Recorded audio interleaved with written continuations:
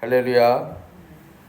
오늘도 말씀을 깨닫는 지혜와 응답받는 기도의 은총이 우리에게 넘치게 될 줄을 믿습니다. 레위기 26장 이제 레위기의 전체의 내용을 마무리하고 있는 시점이죠. 하나님께서는 사람들이 어떻게 제사를 드려야 하는지, 그리고 어떻게 정결함을 가지고 나와야 하는지 말씀하시면서 이 마지막 부분에서는 이제 우상에 대하여 말씀을 하십니다. 오늘 1절을 보면 너희는 자기를 위하여 우상을 만들지 말지니 조각한 것이나 주상을 세우지 말며 너희 땅에 조각한 석상을 세우고 그에게 경배하지 말라. 나는 너희 하나님 여호와임이니라. 하지 말라는 하나님의 명령이 기록되어 있습니다. 2절을 보시면 너희는 내 안식일을 지키며 내 성소를 경외하라. 나는 여호와이니라. 1절은 하지 말라고 했는데 2절은 뭐 하라는 거예요? 하라는 거죠. 하나님께서는 지금 자기 백성들에게 할 일과 하지 말아야 할 일에 대해서 분명하게 말씀해주고 계십니다.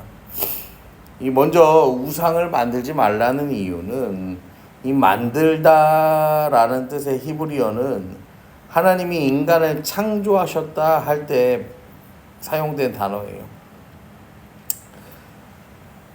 인간이 자기를 위하여서 우상을 만들어낸다라는 건 인간이 자기 손으로 자기가 믿을 신을 창조해낸다라는 뜻이죠. 여러분, 인간이 신을 의지하는 이유가 무엇입니까? 나에게서 없는 것을 찾고 얻기 위해서 신을 믿는 거예요. 그런데 내가 바라는 그 신조차도 어떻게 해요?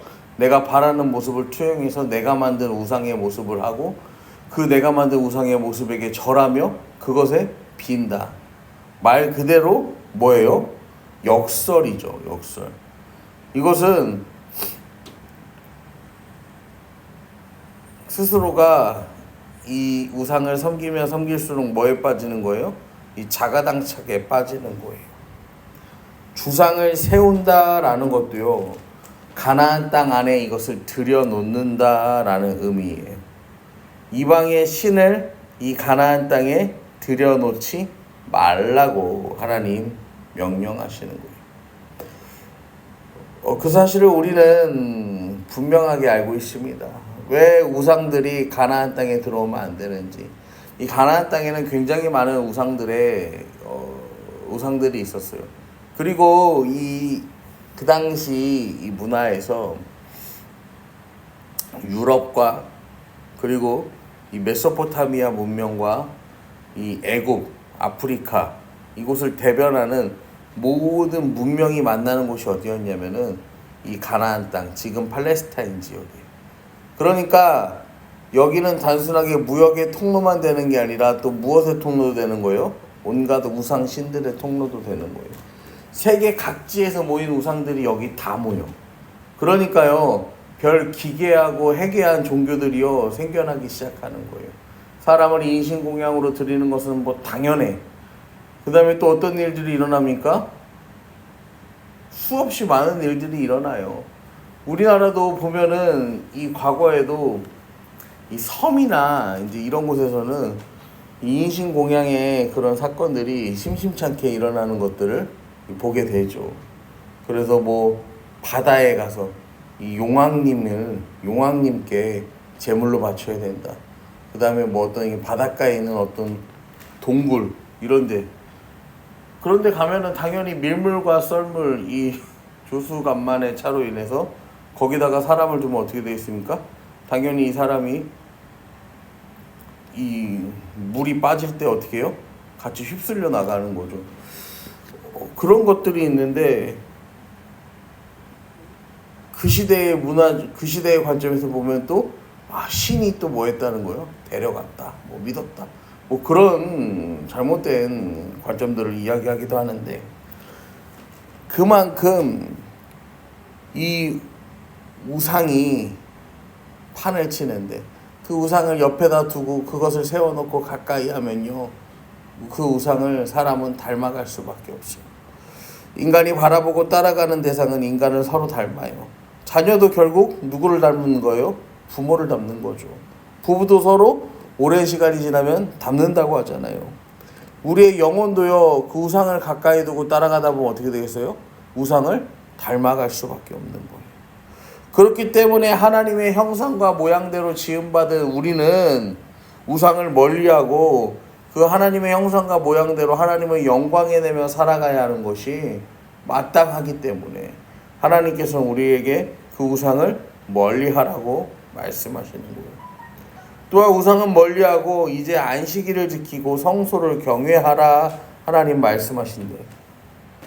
지킨다라는 건요, 말 그대로요, 안과 밖을 지킨다는 거예요. 안과 밖을 지키고, 경외하라는 것은 두려워하라는 거예요.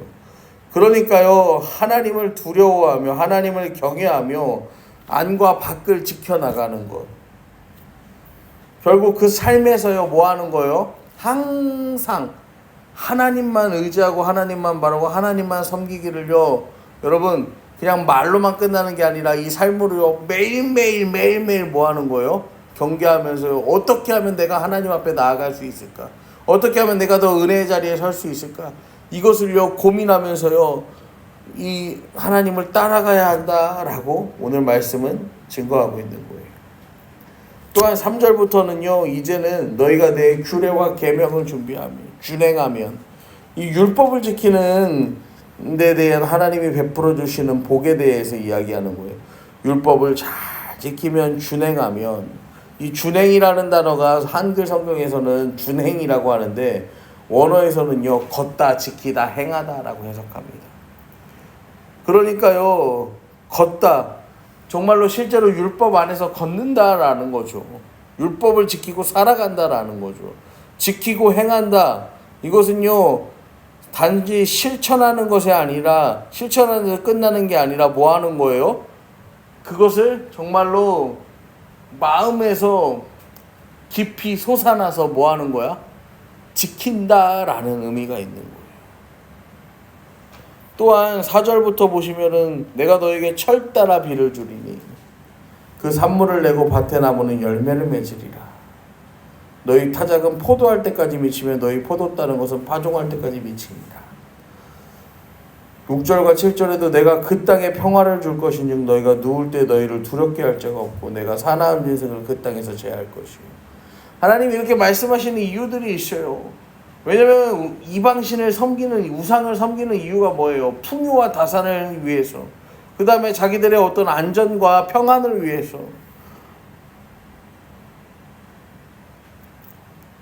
그리고 또 8절부터 보시면 너희 다섯이 백을 쫓고 백이 만을 쫓는다.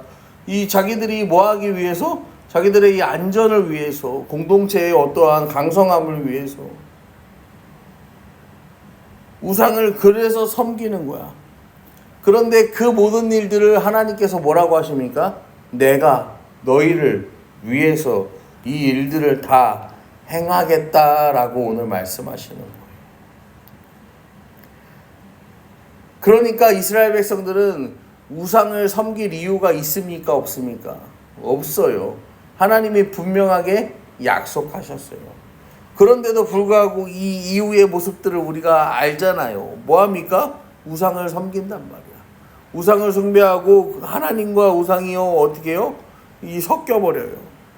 결국에는 하나님께서 말씀하셨지만 하나님의 그 말씀을 신뢰하지 못한 채로 이스라엘 백성들은 뭐 했다는 거예요? 장장 자기들을 어떻게 해줄 것만 같은 이 우상들을 찾아가서 그 우상들의 형상을 만들고 그 우상들의 형상을 섬기면서 또 뭐 한다는 거예요? 그 우상들에게 빌었다라는 거죠.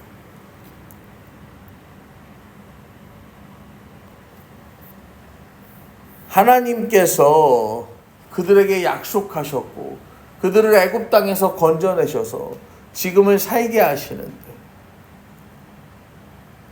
여러분 지금 이 시대 이 사람들 하나님 은혜가요 강렬하게 경험한 지 얼마 안 된 사람들, 광야 1세대예요.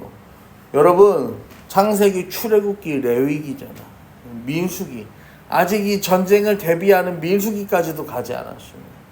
그 말인즉슨 아직 이 사람들은 애굽에서 탈출한 지 1년 반도 안 된 뭐예요?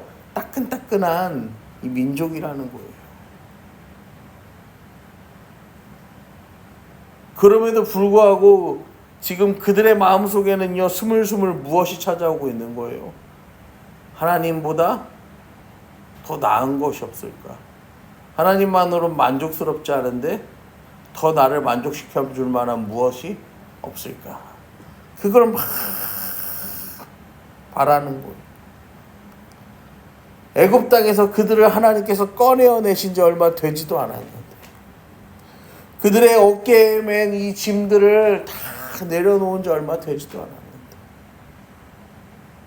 여러분, 하나님과 우리 관계에서요, 우리가 서로 온전한 관계를 맺고 하나님과 교제하는 것, 여러분, 그것은요, 우리가 하나님 앞에 순종하는 것밖에 없습니다. 주님 말씀에 순종하면요, 주님께서는요, 그 순종하는 인생을 존귀하게 세우시고요, 그 순종하는 인생에게 복을 주신다. 그게 오늘 말씀의 핵심이에요.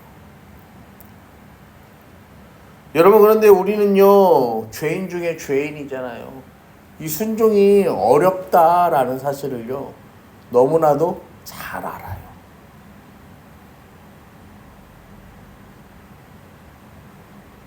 여러분, 그런데요, 그게 보이지가 않는 거예요. 순종하면 되는데 보이지가 않아요.